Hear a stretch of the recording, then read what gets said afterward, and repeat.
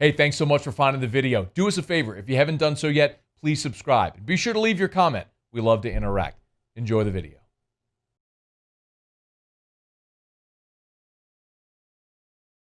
It is official that Neil Farrell, LSU defensive lineman, over the weekends there had been some whispers that Neil Farrell was considering opting back in. He has now made it, I suppose this is official as can be. Neil Farrell went onto his Twitter account in the last hour and tweeted, "Ready to get to work," with a little tiger emoji. Hashtag point to prove, hashtag unfinished business, hashtag real Spinelli or real spill in the backfield. His Twitter is real spill Neil. So real spill in the backfield. So anyway, Neil Farrell back for LSU. Needless to say, this is something that I think it would become very obvious when I tell you this, that the LSU coaches have kind of been pushing for this for a while. While they certainly, and Ed Orgeron talked about this when Neil initially opted out, they certainly respected his decision. His grandmother had COVID, and she has made it through, thankfully.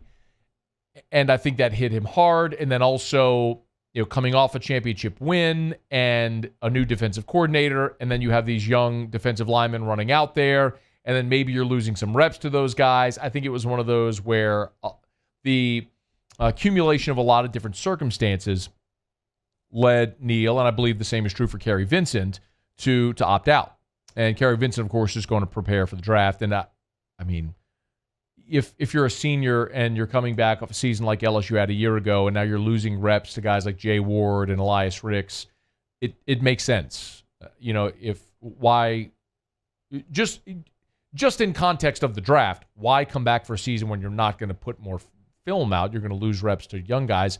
I sort of get that. And what's clear with Neil, though, is this became a gigantic need for LSU. I mean, how much have we talked about bodies, right?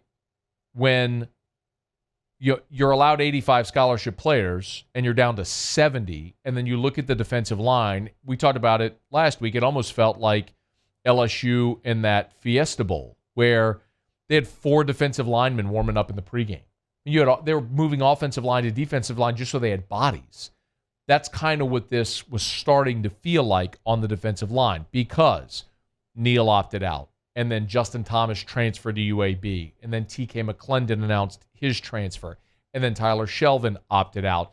And you start looking across the defensive line and you go, where are the bodies? And then last week we find out that Ray Parker has been suspended indefinitely. He was a guy who was playing offensive line. And, when you move Joseph Evans from offensive line to defensive line, and Ed Orgeron says he's essentially being viewed as a starter right now, I don't care how good he's playing. Part of that is manipulated by the fact that he just, after spending the last year and a half at offensive line, now he's playing defensive line, and instantly he's a starter. That's a problem. I mean, that speaks to your lack of depth. I mean, certainly Evans could be playing very well. I'm not minimizing that part of it if he is playing well.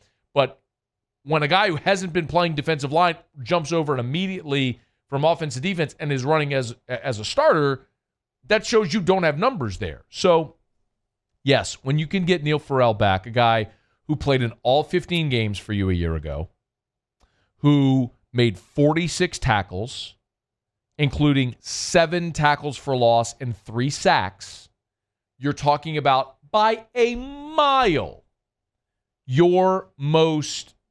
the defensive lineman you have now with the most skins on the wall. Let me put this into perspective for you. The next 2 guys, Glenn Logan and Apuaika, Logan had 20 tackles a year ago.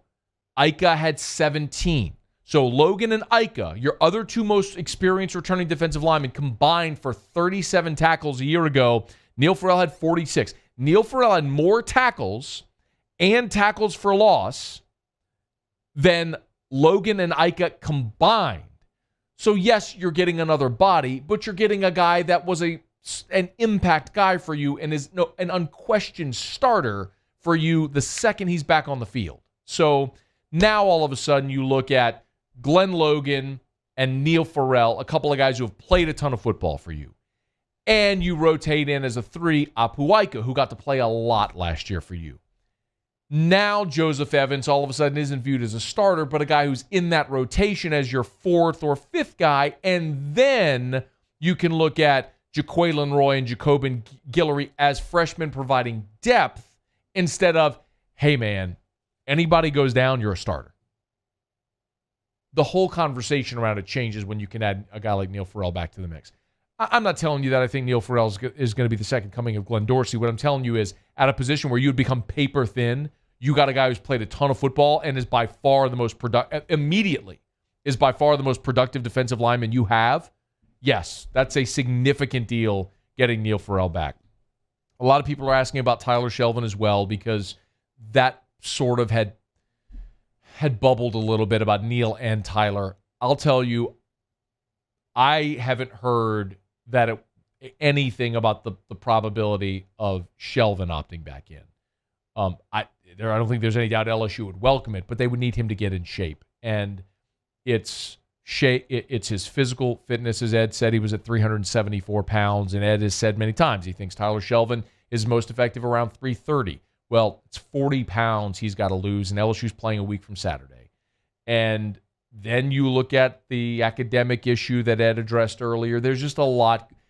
The Tyler Shelvin situation is a lot more involved than what was happening with Neil. Neil had intended to come back next year and play.